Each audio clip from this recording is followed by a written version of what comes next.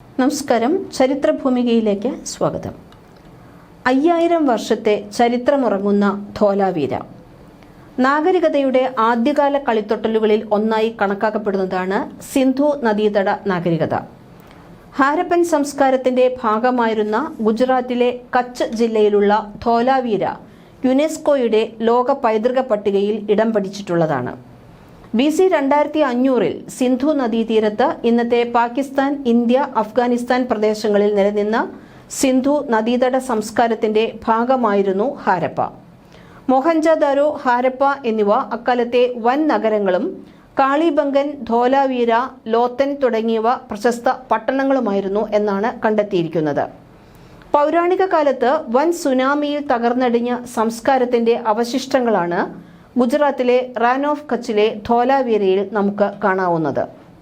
ഏതാണ്ട് 5200 വർഷം പഴക്കമുള്ള നാഗരികതയുടെ ബാക്കിപത്രങ്ങൾ അക്കാദമിക് സമൂഹത്തെയും ചരിത്ര ആസ്വാദകരെയും സഞ്ചാരികളെയും ഒരുപോലെ തന്നെ ആകർഷിക്കുന്ന ഒന്നു തന്നെയാണ്. പ്രസ് ഇൻഫർമേഷൻ ബ്യൂറോ തിരുവനന്തപുരം സംഘടിപ്പിച്ച ഒരാഴ്ച നീണ്ടുനിൽക്കുന്ന ഗുജറാത്ത് സന്ദർശനത്തിന് എത്തിയ സംഘം ധോലാവീര സന്ദർശിച്ചിരുന്നു. അവിടുത്തെ വിശേഷങ്ങൾ ഇങ്ങനെയാണ്.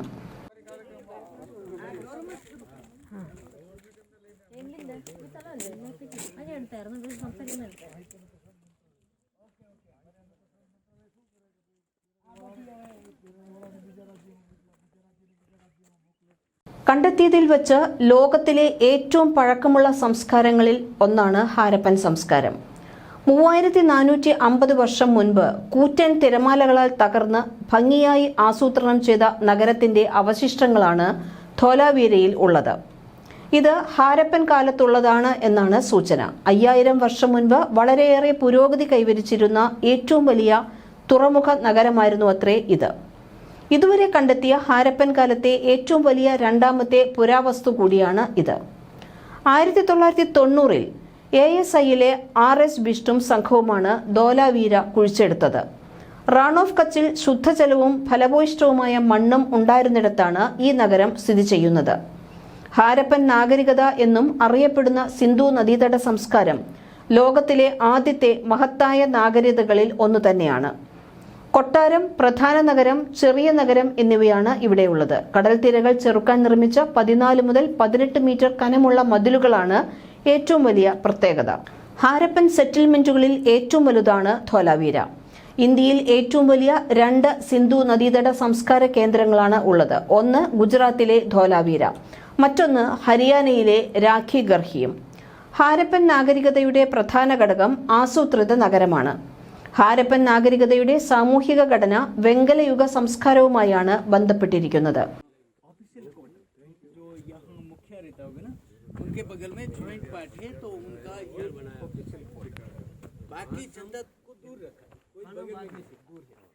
ये गेट ऐसा है कि इसके सामने ही घर है, बाकी कोई गेट के सामने घर तो हम सारी जनता दूर, इसीलिए इनको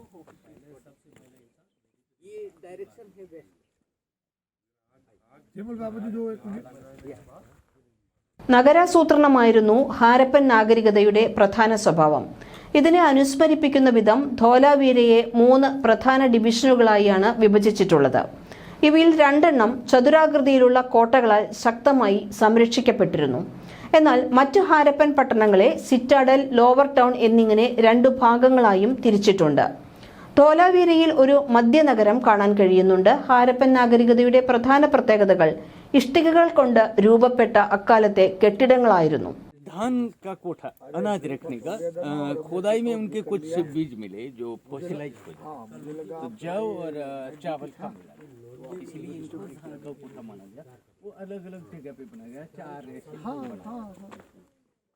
और ये घर दिख रहे ना, ये जो लाके भरेगा, अब कितना भर रहा है, वो बड़े बड़े पत्थर को काट कूट के सीधा किया ना, वहाँ तक भरता है पानी को. अब उन लोगों ने वो पत्थरों को 4 इंच जाड़ा बनाया काट कूट के, उनके पीछे 2 फुट खोखला है, होलो है वैक्यूम चारों तरफ, फिर उनके पीछे 1 मीटर झाड़ा दीवार है, वो पत्थर जितना ऊंचा.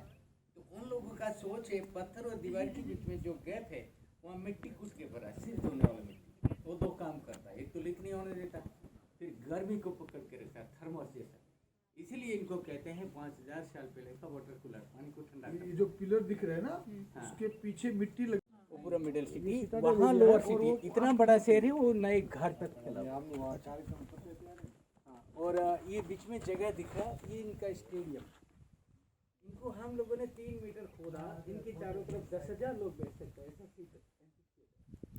ये जगह ജലസേചനം, അണക്കെട്ടുകൾ തുടങ്ങിയ കാർഷിക പ്രവർത്തനങ്ങളുടെ തെളിവുകൾക്ക് പുറമെ അരി ഉൾപ്പെടെയുള്ള ധാന്യങ്ങൾ സംഭരിക്കാനുള്ള പ്രദേശങ്ങളും ഇവിടെയുണ്ട്. വീട്ടുപകരണങ്ങൾ, വീടുകളിൽ നിന്നുള്ള വെള്ളം കാനകളിലേക്ക് എത്തിക്കാനുള്ള സംവിധാനങ്ങൾ, സ്നാനഘട്ടം, ധാന്യപ്പുരകൾ എന്നിവയൊക്കെ സിന്ധു നദീതട സംസ്കാരത്തിൽപ്പെട്ട നഗരങ്ങളിൽ കാണാവുന്നതാണ്. ഹാരപ്പൻ നാഗരികതയ്ക്ക് അതിമനോഹരമായ സാമൂഹിക ഘടന കൂടിയുണ്ട്. ഇതിൽ ഏറ്റവും പ്രധാനമായി പറയേണ്ടത് സ്ത്രീ പുരുഷ സമത്വമാണ്. ഹാരപ്പൻ നാഗരികതയിൽ പ്രധാനമായും സമ്പന്നരും വ്യാപാരികളും പുരോഹിതന്മാരും ഉൾപ്പെടെ വ്യത്യസ്ത സാമൂഹിക വിഭാഗങ്ങൾ ഉൾപ്പെടുന്നുണ്ട്. ഹാരപ്പൻ നാഗരികതയുടെ പ്രധാന കെട്ടിടങ്ങളിൽ citadel, great bath, pillared hall, granary എന്നിവ ഉൾപ്പെടുന്നു. 1000-ലധികം വാസസ്ഥലങ്ങളും നഗരങ്ങളും അടങ്ങിയിട്ടുള്ള ഇവിടെ ഘടനാപരമായ ഡ്രെയിനേജ് സംവിധാനവും മാലിന്യ ശേഖരണ സംവിധാനവും പൊതു ധാന്യശാലകളും കുളിമുറികളും ഉണ്ടായിരുന്നു. ഇവയുടെ അവശിഷ്ടങ്ങൾ ഇപ്പോഴും പോയകാല പ്രൗഢിയെ ഓർമ്മിപ്പിച്ചുകൊണ്ട് നമുക്ക് കാണാവുന്നതാണ്.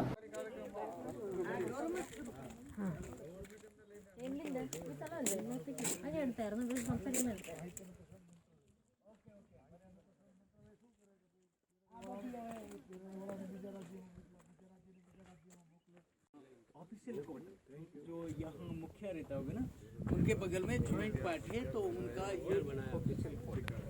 बाकी जनता को दूर रखा है, कोई बगल में नहीं, दूर है।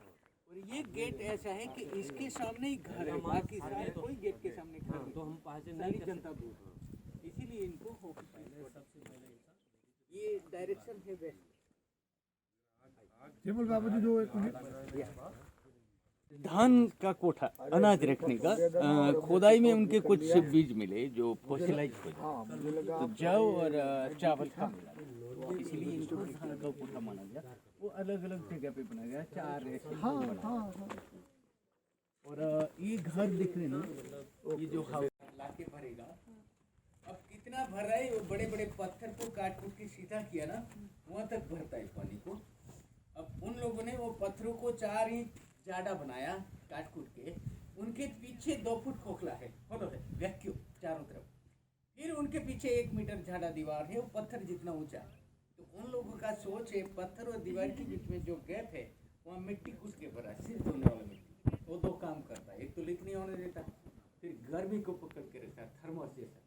इसीलिए इनको कहते हैं 5000 साल पहले का वाटर कूलर, पानी को ठंडा करता है। ये जो पिलर दिख रहे हैं ना, उसके पीछे मिट्टी लगी। वो पूरा मिडिल सिटी, वहाँ लोअर सिटी, इतना बड़ा शहर है, वो नए घर तक फैला हुआ है। हाँ, और ये बीच में जगह दिख रहा है, ये इनका स्टेडियम। इनको हम लोगों ने 3 मीटर खोदा, इनके चारों तरफ 10,000 लोग बैठ सकते हैं, ऐसा सीट है। ये जगह